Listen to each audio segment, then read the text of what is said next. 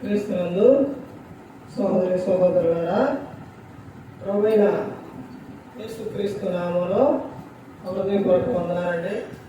ముందుగా ఇంత మంచి సమయాన్ని ఇచ్చిన తండ్రి దేవునికి ప్రభువైన క్రీస్తు ద్వారా కృతజ్ఞత స్తుతులు చెల్లిస్తున్నానండి. అందరూ బాగున్నారండి. వాక్యం చదువుకొని ప్రార్థన చేసుకున్న తర్వాత పాఠంలోనికి వెళ్దామండి. మత్తయి గారు రాసిన సువార్త 16వ అధ్యాయం. మత్తయి గారు రాసిన సువార్త 16వ అధ్యాయం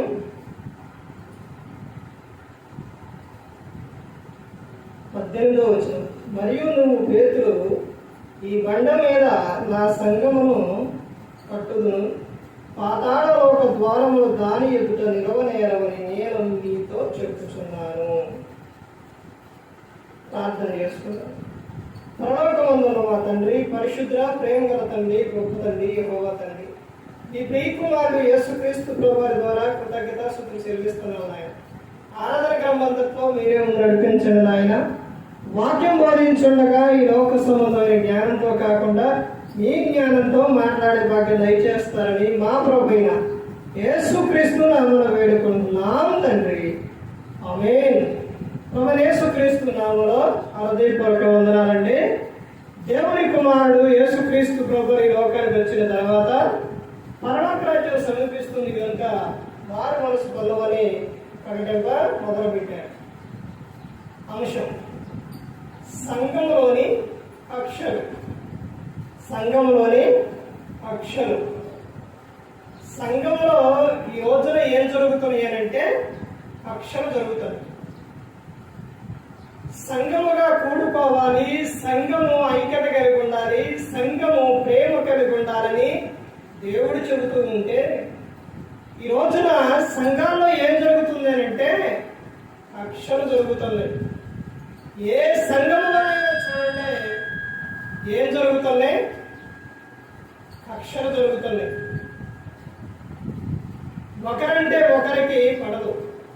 సేవకుడు అంటే విశ్వాసులకు పడదు, విశ్వాసుడంటే సేవకుడు పడదు.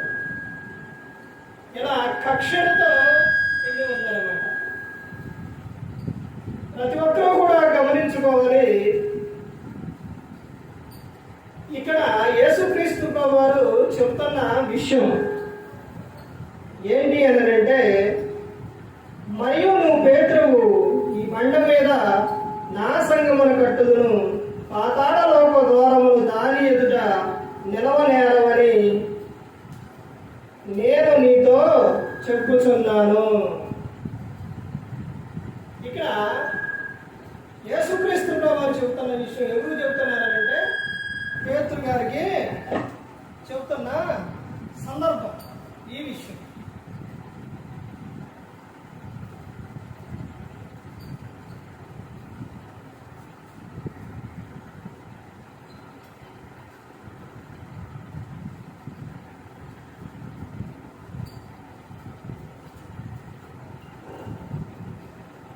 యేసుక్రీస్తు ప్రభువు చెబుతున్న విషయం.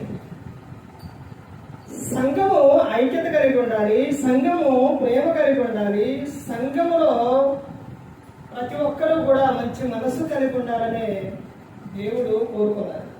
కానీ ఈ రోజున సంఘంలో జరుగుతున్న విషయం ఏంటంటే కక్షలు. ఈ రోజే కాదు, వెనక కాలం మనం ఇంకా వెళ్తే అపోస్తలుడైన పౌలు గారు సంఘానికి, కొరింథీ సంఘానికి పత్రిక రాస్తూ, కొరింథీకి రాసిన మొదటి పత్రిక 1వ అధ్యాయం చూడండి, 1వ అధ్యాయం 10వ వచనంలో, సహోదరులారా మీరందరూ ఏకభావంతో మాట్లాడవలనని. ఎలా మాట్లాడాలంట? ఏకభావం కలిగి మాట్లాడాలి అని అపోస్తలుడైన పౌలు గారు చెబుతున్నారు అని అంటే వారిలోని ఏమీ లేదు, ఏకత్వం లేదు. అంటే ఒకే మాట మీద లేరు. ఒకరు ఒక మాట, ఇంకొకరు ఇంకొక మాట, అలా మాట్లాడుతున్నారు. కాబట్టి మీరందరూ ఏం కలిగి ఉండాలంట? ఏకభావంతో మాట్లాడవలనని, మీలో కక్షలు లేక. ఏముడి అంట వారిలో కక్షలు ఉన్నాయి. ఆ కక్షలు మీలో ఉండకూడదు అని చెబుతూ ఉన్నారు. ఇద్దరు సేవకులున్నా, ముగ్గురు సేవకులున్నా, ఎవరున్నా కానీ ఒక సేవకుడు వాక్యం చెబుతూ ఉంటే విశ్వాసానికి నచ్చదు.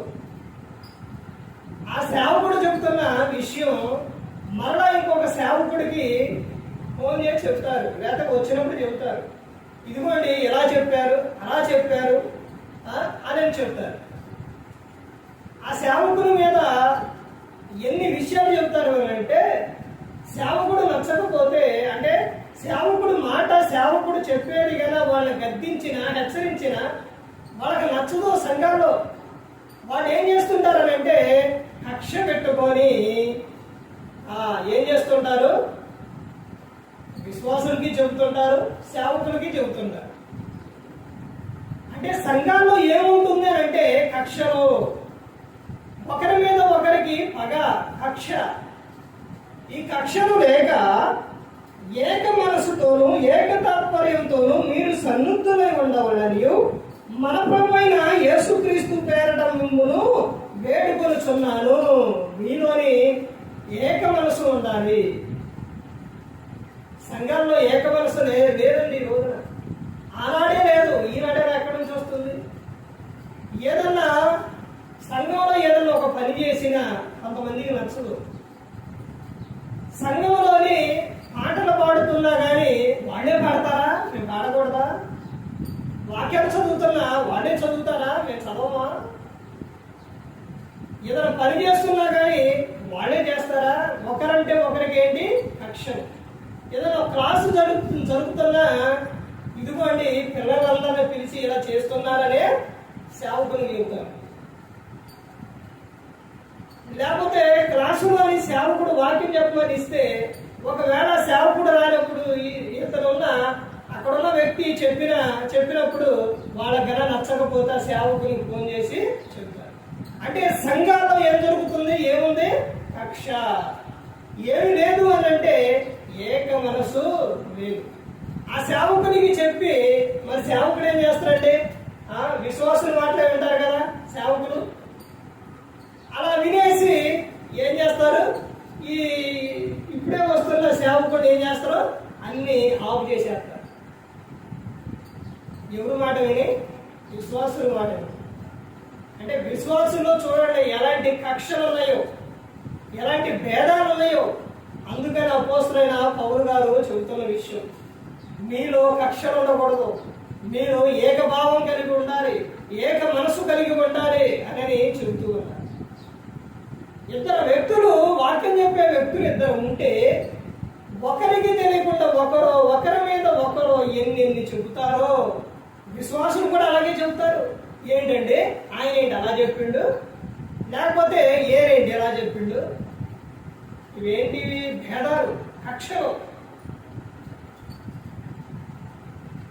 అందరూ ఐక్యత కలిగి ఉండాలని దేవుడు కోరుకుంటే, కానీ ఎక్కడ చూసినా, ఏ సంఘంలో చూసినా ఇవేనండి. ఏ సంఘంలో చూసినా కక్షలే, ఏ సంఘంలో చూసినా అసూయలే. అసలు వీడు యేసుక్రీస్తు ప్రభువారు ఆయన ఎంత ప్రేమ కలిగిన ఆయనండి. ఆయనలో ఎంత జాలి, ప్రేమ, దయ, కరుణ ఎన్ని ఉండేయండి. ఆ క్రీస్తుని నమ్ముకున్న వారికి మాత్రము ఇవేవి కనబడట్లేదు. క్రీస్తులోకి వచ్చిన వారికి ఇవేవి కనబడట్లా. ఇంటింటి తిరిగి చెప్తారు.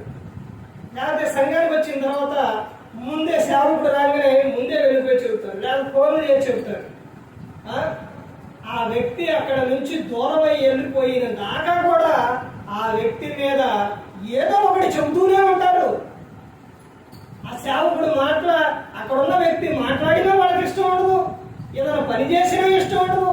వాళ్ళ నుంచి దూరమై వెళ్ళిపోతేనే తప్ప అప్పటి వరకు ఏదో ఒకటి చెబుతూనే ఉంటారు. ఏదో ఒకటి వాక్యం చెప్పినా ఇదిగో ఎలా చెప్పావే అని తప్పులు పడతారు. ఏదైనా పని చేసినా ఇదేంటి ఎలా చేసావు, ఏదైనా ఒకవేళ ఒక మాట చెప్పినా ఏంటి ఎలా చెప్పావు. ఇవన్నీ ఏంటి సంఘాల్లో? కక్షలు. సేవకుడు లేకుండా మాట్లాడుకోవటం. అంటే ఏం మాట్లాడుకోవటాలు? ఆయన ఏంటండి అట్లా చెప్పిండు, అదేంటండి, ఇదేంటండి. ఇవే సంఘాల్లో కావాల్సింది. దేవుడు చెబుతున్న విషయం ఏంటండి, ఇక్కడ పౌలు గారు ఏం చెప్తున్నారనండి? మీలో కక్షలు ఉండకూడదు, ఏకభావం ఉండాలి, ఏకత్వం ఉండాలి, ఏక మనస్సు కలిగి ఉండాలని బైబిల్ గ్రంథం చెప్తూ ఉంటే మనుషులది కనబడట్లేదు. ప్రతి ఒక్కరు గమనించుకోవాలండి. నువ్వు కక్షలతోనే అసూయలతోనే అలాగే జీవిస్తే నువ్వు ఈ లోకం విడిస్తే నరకానికి వెళ్ళిపో. క్రీస్తు నమ్ముకొని ఏం ప్రయోజనం? మందిరానికి వచ్చి ఏం ప్రయోజనం? కొంతమంది వ్యక్తులు అలాగే ఉంటారండి. ఎవరి మీద ఒకరి మీద మీకు అస్తమానం ఏదో ఒకటే చెప్పటం పని వాళ్ళకి. ఇలాంటి విషయాలన్నీ వదిలిపెట్టేసి ప్రేమ కలిగి, దేవుడు ఏం చెప్తున్నాడు? నిన్ను అనే నీ పొరుగు వారిని ప్రేమించమని చెబుతున్నాడు.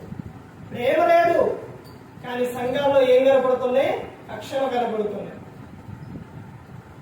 ఎలాంటి భావాలు కనబడుతున్నాయి అంటే ఒకరి మీద ఒకరికి అసూయ. ప్రతి ఒక్కరు గమనించుకోవాలండి. ఏ ఒక్కరు కూడా నశించి నరకానికి వెళ్ళిపోకూడదని దేవుడు అందరూ పట్ల ఆయన ప్రేమ కలిగి ఉన్నారు. దేవుడు ప్రేమ స్వరూపి అన్నారు. అందుకనే ప్రతి ఒక్కరు కూడా ప్రేమ కలిగి జీవించాలి. మనందరి కోసం యేసుక్రీస్తు ప్రభువు ఈ లోకానికి వచ్చి శిలువలో ఆయన మరణించాడు. ఎందుకండి? మనందరినీ పరలోకం చేర్చడానికి. సంఘం అంటే క్రీస్తు శరీరం.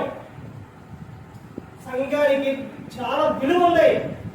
కానీ ఈ రోజున విశ్వాసులు ఆ విలువను ఏం చేస్తున్నారు? పోగొట్టేస్తున్నారు, చెడగొట్టేస్తున్నారు. సంఘం అంటే ప్రేమ లేదు, సంఘం అంటే ఐక్యత లేదు. అందుకని బైబిల్ గ్రంథంలో చాలా విషయాలు ఉన్నాయి. కొత్త నిబంధనలో రాసిన విషయాలు సంఘం గురించి చాలా విషయాలు ఉన్నాయి. పాత నిబంధనలో సంఘం లేదండి, కొత్త నిబంధనలోనే ఉంది. అందుకని ప్రతి ఒక్కరు కూడా సంఘముగా కూడుకోవాలి, సమాజంగా కూడుకోవాలంటే సంఘంలోకి వచ్చిన తర్వాత ఒకడు పక్కన ఒకడు కూర్చోరు. ఒకరంటే ఒకరికి నచ్చదు, ఒకరంటే ఒకరికి పడదు, వందనాలు చెప్పుకోరు. ఒకవేళ నచ్చన ఒక మందిరానికి వస్తే ఆమె ఎదురుంటే ఏమి అనుమానండి. లేకపోతే కొంతమంది అయితే ఆరాధనగా రాకుండా మానేసే వాళ్ళే ఉంటారు. ఇలాంటి భావాలు కలిగితే ఎంత పరలోకం చేస్తారు మీరు? ఇలాంటి ఆలోచన కలిగి ఉంటే సంఘంలో ఐక్యత ఉండాలండి. సేవకులు ఎప్పుడు పగలబెట్టుకోరు. సేవకులు ఎక్కడున్నా కొన్ని పరిస్థితుల ద్వారా దూరంగా ఉంటారేమో కానీ సేవకులు ఎవరు కూడా పగబెట్టుకోరు. వాళ్ళు ప్రేమ కలిగే ఉంటారు. ఎందుకనంటే వాళ్ళు లోకం విడిస్తే అడిగి వెళ్ళాలి, పరలోకం వెళ్ళాలి. సేవకులే పగలబెట్టుకుంటే పరలోకం ఎలా చేరతారు? అందుకని సేవకుల మధ్య ఉండదండి. ఎవరి మధ్య ఎక్కువ ఉంటుందంటే విశ్వాసుల మధ్య ఉంటుంది. విశ్వాసం కూడా తెలుసుకోవాలి. నువ్వు క్రీస్తుని నమ్ముకున్న తర్వాత ఈ లోకం విడిస్తే పరలోకానికి చేరతావు. మరి నీలో పగ ఉంటే పరలోకానికి ఎలా చేరతావు? నీ పక్కన నీకు నచ్చకపోతే నీవు ఈ లోకం విడిస్తే మరి ఆ పరలోకంలో ఉండిద్ది. మరి నువ్వేడికి పోతావు? ఆ పరలోకంలో ఉందండి, నేను పరలోకానికి రాను అని అంటే నిన్ను మరలా భూలోకానికి పంపిస్తారు అనుకున్నావా? పంపించరు. ఎక్కడ పంపిస్తారు తెలుసా? నరకానికి పంపిస్తారు. అయితే వెళ్ళాడు. ఏం చేస్తావు? అందరూ ఒక చాట ఉండే క్రైస్తవులు అందరూ క్రీస్తుని నమ్ముకున్న వారు అందరూ ఒక చాట ఉండే ప్లేస్ ఏది అని అంటే పరలోకం. ఆ లోకం చేరాలి అని అంటే నువ్వు ప్రేమ కలిగి ఉండాలి, లోకం ఐక్యత కలిగి ఉండాలి, ఏకభావం కలిగి ఉండాలి, ఏక మనసు కలిగి ఉండాలి. అందుకని ప్రతి ఒక్కరు గమనించుకోవాలండి, ప్రతి ఒక్కరు తెలుసుకోవాలి. కక్షలు అనేది ఉండకూడదు. సంఘం అంటే చాలా విలువైనది. ఆ సంఘంలో కక్షలు ఉంటే సంఘం నిలవదు. అర్థమైందండి? ప్రతి ఒక్కరు గమనించుకొని ఏ ఒక్కరు కూడా నశించి నరకానికి వెళ్ళిపోకూడదని యేసుక్రీస్తు ప్రభువు మనందరి కోసం ఈ లోకానికి వచ్చి శిలువలో తన ప్రాణాన్ని పెట్టి ఉన్నాడు. మరి ఈ విధంగా నిలబెట్టి మాట్లాడించిన తండ్రి దేవునికి కృతజ్ఞతాస్తుతులు చెల్లిస్తూ ఎంతవరకు శ్రద్ధగా ఉన్న మీకు ప్రభు పేట హృదయపూర్వక వందనాలు చెల్లిస్తూ ఈ మాటలు ముగిస్తున్న అందరికీ వందనాలు.